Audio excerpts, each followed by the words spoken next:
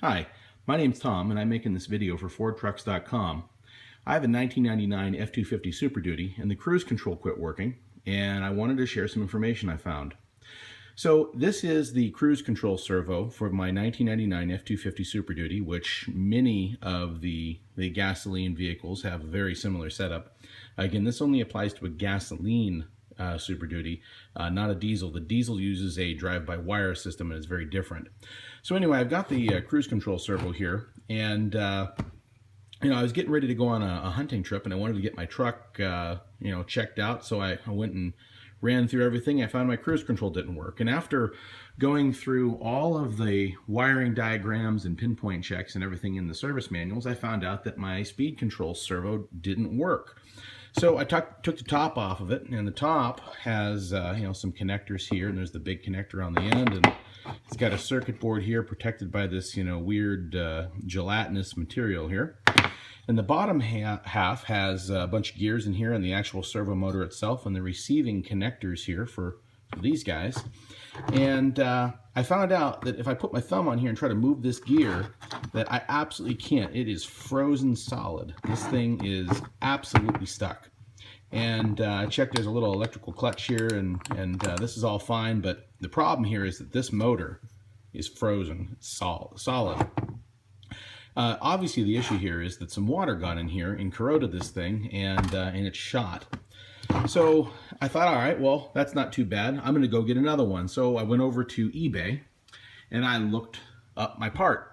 And unfortunately, as you can see, $415 plus another $15.77 shipped from this particular vendor here. That's quite a bit of money. And I thought, all right, well, maybe I will go to a junkyard. And then I started to think, my truck's a 99. Anything that's going to be in a junkyard has been sitting there a long time. And if mine is dead, anything in the junkyard's probably not going to be very far behind. So then I thought, well, I know there's a whole bunch of these speed control servos, as Ford calls them, out on eBay. And this one here is for a Ford Taurus 3-liter from 2000 to 2003. And look, $35 in free shipping. This particular guy's got 9 available. This one sold is one I bought. That's me. So I thought, well, I wonder if there's any possibility of making this work. Obviously the bracket here, that's the bracket for the Ford Taurus. It doesn't look anything like the bracket here for the Super Duty. This is the Super Duty here. But the actual module, it looks really, really similar. And I went and I got mine, and I kind of compared, the two, and I looked at it and looked at a whole bunch of pictures of a bunch of others, and they really, really looked the same. So I thought, well, so I wonder how frequently Ford changes this. So this right here, this is the wiring diagram manual for the 99. And, right here, this solid state component here, that is this guy right here. So I happened to look up right here, and like, for example, if you look and see that, like over here, pin 9 right here has the brake pressure switch. This is the one that goes in the master cylinder where they had the big recall. This is a 12 volt plus circuit. Well, this is the 2000 manual. And if you look, lo and behold, exactly the same thing on 2000s. So I thought, all right, well, that's cool. So I compared all these pins. This is the same module right here, this guy right here, to this guy. And there was only one difference.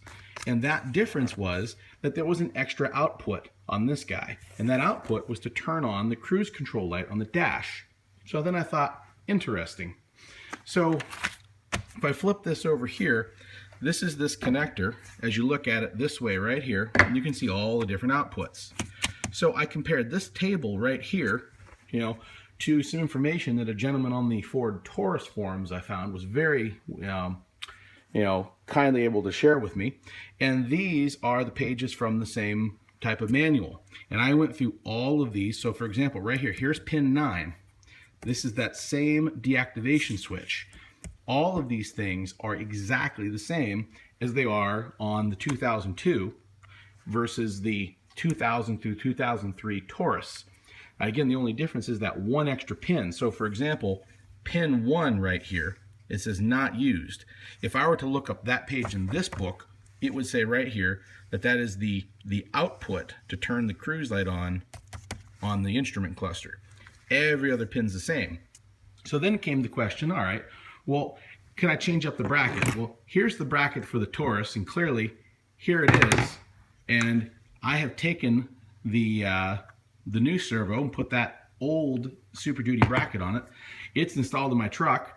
And then the next question was this box. So many of the guys in the forums have talked about swapping just this part and then swapping the, using the same electronics box. And I thought, well, I wonder if I really have to do that, because electronically it's the same. And I started to look at it. Well, the chances would be that these digital components here are programmed differently. Maybe like when you hit the accelerate button on the steering wheel for the cruise control, maybe this would give the servo too much duty for the Super Duty versus a little bit less for the Taurus or something. Well, I'm pleased to report to you that I used the brand new electronics box here with the brand new servo, which this is all my old stuff, but the Taurus bracket here, and it all works absolutely perfectly. There is nothing that I can find that doesn't work absolutely perfectly. I've tried every combination of every button and everything works. And again, I was able to get this for 35 bucks instead of $415 and another almost 16 bucks to ship it. So, I wanted everybody to know this so that you wouldn't have to spend $400 on a servo to get your truck fixed. You can get a brand new Ford part. All you have to do is swap the bracket and plug it back in. So hopefully this helps somebody. Have a great day.